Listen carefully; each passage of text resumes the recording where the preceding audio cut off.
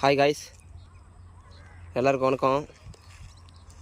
இன்றைக்கி ஏரிக்குள்ளே தான் இருக்கோம். பாருங்கள்,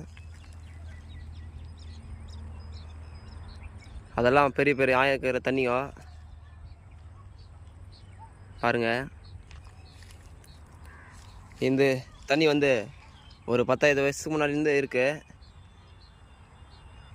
பாருங்கள்,